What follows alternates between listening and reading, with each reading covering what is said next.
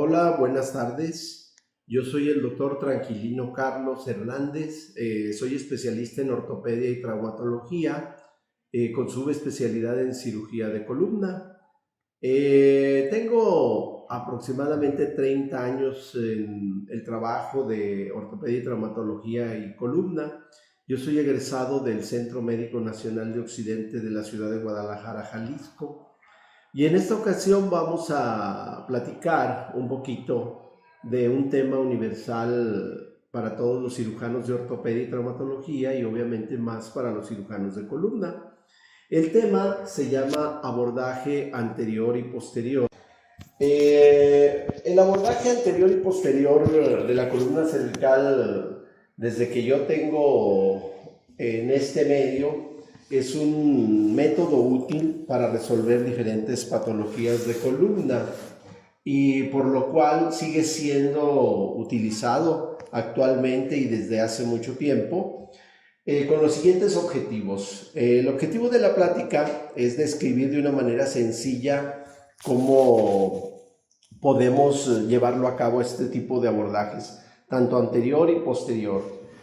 Y abarca los siguientes objetivos: descripción del abordaje, descripción de las referencias anatómicas, obviamente conocer las indicaciones y las contraindicaciones del abordaje quirúrgico y por supuesto el buen cirujano tiene que saber manejar las complicaciones que no son ajenas ocasionalmente a cualquier tipo de cirugía. El abordaje cervical anterior ya fue descrito en diferentes partes del mundo, pues desde 1950 el doctor Smith ya lo había referido y utilizado con muchas ventajas.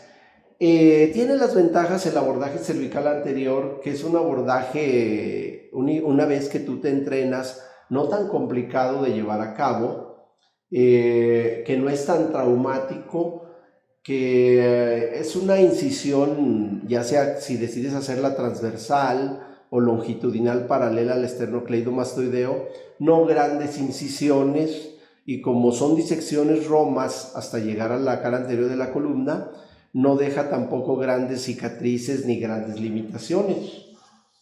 Las indicaciones principales en el abordaje cervical anterior, la primera es la descompresión a canal medular, ya sea por una hernia de disco o una compresión por patología de columna cervical degenerativa, ya sea retirando el disco o haciendo también la corpectomía cuando son 2 o más discos los que se tienen que retirar. Obviamente también lo indicamos para artrodesis cervical anterior, para fracturas en abordaje combinado con el abordaje combinado posterior, obviamente tumores y obviamente también casos de infecciones, algunas infección discal, por ejemplo, etcétera. Sin embargo, también hay contraindicaciones relativas y absolutas del abordaje cervical anterior. En las contraindicaciones, obviamente, en pacientes con neoplasias, con cáncer, los cambios en la piel de adelgazamiento por radiación, porque por los altos índices de necrosis, en pacientes con obesidad mórbida, por supuesto que dificulta mucho por la gran cantidad de grasa y los cuellos cortos. Hay pacientes que tuvieron cirugía u otra patología previa y lesión del nervio laríngeo recurrente derecho. También en las parálisis de las cuerdas bucales. La técnica del abordaje cervical anterior, primero debemos tener al paciente en una posición en extensión del cuello, con los hombros en extensión y la rotación de la cabeza de 10 a 15 grados hacia la izquierda o hacia la derecha, dependiendo la preferencia del cirujano. Generalmente lo describimos hacia la izquierda por la ubicación del nervio laríngeo recurrente en el lado derecho. Obviamente se identifica el sitio del abordaje por medio de la palpación de la tráquea, de la palpación del cartílago tiroides, cricoides y obviamente a través de la fluoroscopía. Aquí en esta imagen vemos con un paciente cómo se encuentra el cuello en extensión. Obviamente esta posición debe ser muy cuidadosa en pacientes en columnas inestables por fractura, por el riesgo de provocar lesiones neurológicas, pero hacemos hincapié en el rollo que se coloca detrás del cuello para permitir la extensión y la rotación externa. Y si se fijan, una posición de Trendelenburg invertida entre 20 y 30 grados reduce un poquito el sangrado al disminuir el retorno venoso. Una vez que marcamos nuestra incisión, tenemos que conocer las referencias anatómicas. Este abordaje lo recomendamos desde C2 hasta T1, C7, T1, pero hay referencias anatómicas importantes. Las referencias anatómicas es el hueso hyoides, sabemos que estamos a nivel de la vértebra cervical 3, el cartílago tiroides entre C4 y C5, el cartílago cricoides aproximadamente en C6, los tubérculos carotidios y obviamente nuestra línea longitudinal del cuello es el músculo esternocleidomastoideo. De ahí hacia medial tenemos la referencia anatómica principal. Otra referencia aparte del músculo esternocleidomastoideo son los vasos, la arteria carotidia, las venas yugulares, obviamente, ahí vemos en el modelo la incisión de piel. Cuando es una incisión aproximadamente de un solo nivel, es decir, puede ser de la vértebra C4, C5, C5, C6, podemos hacer incisiones transversales. Si son multinivel, es recomendable hacer incisiones paralelas al esternocleidomastoideo.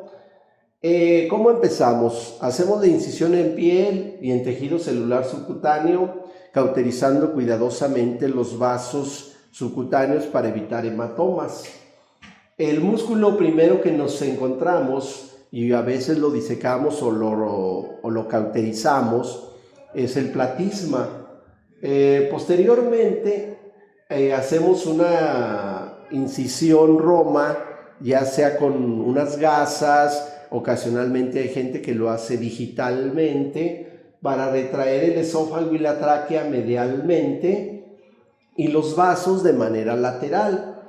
Enseguida nos vamos a encontrar con la fascia pretraqueal, la cual también a través de disección roma la incidimos y definitivamente ya nos encontramos con el ligamento longitudinal anterior, los discos vertebrales y los cuerpos vertebrales. Vamos a distinguir los cuerpos vertebrales porque se encuentran como unas pequeñas, los discos vertebrales se encuentran como unas pequeñas protrusiones hacia anterior. Eso nos da el margen para saber qué es el espacio discal.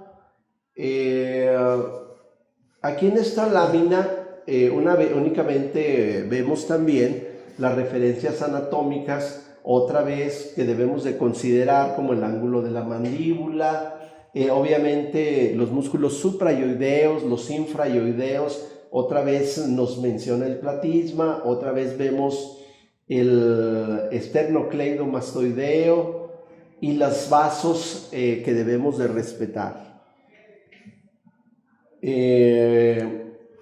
Aquí vemos en este plano cómo con un separador corremos hacia medial la tráquea, corremos el esófago y hacia lateral los vasos. Inicialmente encontramos la cara anterior de la columna cervical con el músculo largo del cuello y como les había mencionado en la imagen anterior, vemos también los discos intervertebrales y vemos los cuerpos vertebrales. Ocasionalmente en la columna degenerativa ahí tocamos los osteofitos y las protrusiones discales. En esta lámina siguiente vemos cómo con una disección Roma se ve la referencia anatómica del músculo esternocleidomastoideo, vemos la vena tiroidea que tenemos que fijar y vemos la fascia pretraquial. Y ahí también vemos el músculo esternoioideo, que ocasionalmente lo tenemos que referir para reinsertarlo. Una vez que retiramos esto, nos encontramos con la fascia pretraquial y otra vez vemos ahí, al colocar el separador automático, en este caso, en el que aparece en la imagen, vemos que vemos 3 cuerpos vertebrales, los que podemos trabajar en una disección longitudinal. Ocasionalmente, aunque parece ser que una vez que el cirujano tiene mucha experiencia, normalmente no debe de existir ninguna complicación, ya que es una disección completamente longitudinal, pero existen complicaciones. Ocasionalmente el paciente, por la manipulación del esófago, presenta disfagia. Ocasional por el nervio laríngeo recurrente, presenta disfonías. También por la presión se puede presentar el síndrome de Horner. Ocasionalmente unos hematomas, por eso es muy importante ocasionalmente dejar drenaje, si así lo consideran, o hacer completamente hemostasia, ya sea con un cauterio bipolar, con un lápiz bipolar o con un cauterio convencional, ¿verdad? Y obviamente los riesgos arteriales, sobre todo cuando manipulamos el músculo largo del cuello, que nos desubicamos en la anatomía. Abajo pasa la arteria vertebral, que ocasionalmente existe el riesgo de dañarla. El riesgo en las disectomías y las corpectomías, mencionamos desde el riesgo de infección, desde el riesgo de osteomielitis, desde el riesgo de desanclajes de material, y claro que ocasionalmente hay variantes anatómicas, arteriales, nerviosas y venosas, que si no las consideramos nos puede meter en alguna complicación. Aquí en esta imagen les muestro un ejemplo del abordaje cervical anterior para un paciente joven con patología discal. En este caso le colocamos prótesis discales para que el paciente inmediatamente recuperara su movilidad y evitar el síndrome del segmento superior al evitar una artrodesis tradicional que se practica en la columna cervical, ya sea con injerto autólogo o con algún otro implante. Otro ejemplo que tenemos aquí en esta diapositiva es el ejemplo de que ocasionalmente el abordaje cervical anterior no es únicamente, se puede combinar con abordaje posterior, depende de la patología. En este caso nos encontramos con una paciente joven, la cual sufrió una luxación bifacetaria, afortunadamente sin complicaciones neurológicas, y tuvimos que abordar en un primer tiempo por la parte posterior, hacer la reducción de las facetas, la fijación con tornillos laminofacetarios, con técnica de Mager, y un implante con una placa para hacer la artrodesis anterior y inmovilizar ese segmento. Otra de los ejemplos de la columna del abordaje cervical anterior es en la columna degenerativa. En esta ocasión se trata de un paciente de edad avanzada, fumador crónico, el cual tenía canal cervical estrecho, y a través de abordaje posterior le trabajamos 3 niveles, haciéndole descompresión y artrodesis. Ahora vamos a platicar un poquito del abordaje cervical posterior. El abordaje cervical posterior, como les platico, yo en mi experiencia de muchos años, desde que yo era residente, es un abordaje que se practica y se sigue practicando porque es un abordaje directo, rápido, seguro, Y una vez que conoces la técnica, pues no tienes tantas complicaciones. Yo en lo personal, la indicación primaria para la que lo uso son para las luxaciones uni o bifacetarias, para las fusiones posteriores, para la colocación de implantes. Aquí mi esquema muestra para la resección de discos y tumores. Yo en lo personal trato de no usarlo para la extracción de discos por el alto riesgo de patología neurológica, de secuela neurológica que pudiera dejar el retraer el saco dural o la médula, pues. Las contraindicaciones definitivamente es cuando hay una compresión central, porque el abordaje anterior nos da más visibilidad.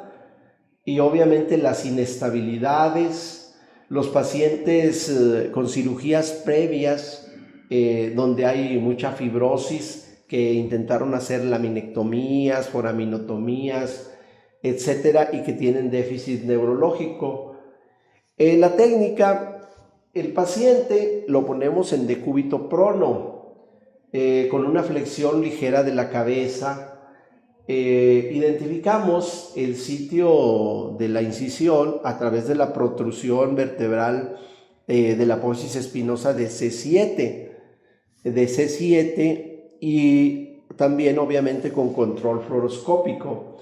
En pacientes con trauma raquimedular o luxaciones, fracturas luxaciones complejas, ocasionalmente traen halo de tracción o compás.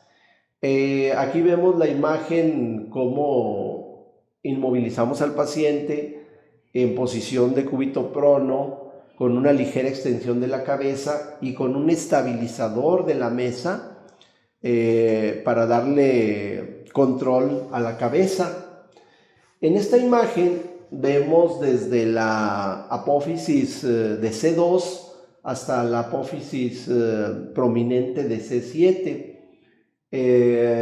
Se hace una incisión en la línea media sobre la piel, se inciden los ligamentos hasta la apófisis espinosa. Posteriormente, gentilmente, porque en columna lumbar lo puedes hacer un poquito más fuerza, pero en columna cervical tienes que ser muy gentil. Incides muy pegado a las láminas posteriores, a las masas laterales, con cauterio, no altas consideraciones, porque produce quemaduras y puede existir el riesgo de daño neurológico. Se expone la lámina, las facetas, hasta las apófisis transversas y se realiza el procedimiento que se tenga que realizar. Es muy importante saber identificar las estructuras anatómicas, ya que, por ejemplo, cuando hay luxaciones bifacetarias, se puede percibir la parte articular de las facetas. Y aquí vemos en el esquema la musculatura, cómo se diseca hacia lateral por completo hasta la apófisis articular, ¿verdad? Se inciden los músculos de la parte posterior de la nuca. Las complicaciones, como suele haber en todos los tipos quirúrgicos, ocasionalmente lesiones arteriales, sobre todo en cirujanos que no son muy experimentados, que no están muy familiarizados con el abordaje. Obviamente en pacientes seniles o en pacientes con osteopenia hay una decorticación excesiva por osteopenia de las apófisis transversas, de las masas laterales, del hueso cortical en general, ¿verdad? Otra cosa, en abordajes muy altos nos podemos lastimar el nervio occipital a nivel de C2, C3. Y por supuesto, no escapa en pacientes sobre todo con inmunosupresión o pacientes diabéticos el hematoma o la infección de la herida quirúrgica. Por eso es recomendable, no en todas las ocasiones, pero es recomendable por la gran musculatura dejar un drenaje a través de un Drenovac de 24 a 48 horas según lo que gaste el DREN. Pues muchas gracias, les repito, soy el doctor Tranquilino Carlos Hernández, traumatólogo, ortopedista y cirujano de columna de la ciudad de Querétaro. Tenemos residentes en formación y espero mi experiencia les sirva de algo a algún colega que me esté escuchando a través de esta conferencia. Saludos, buenas tardes.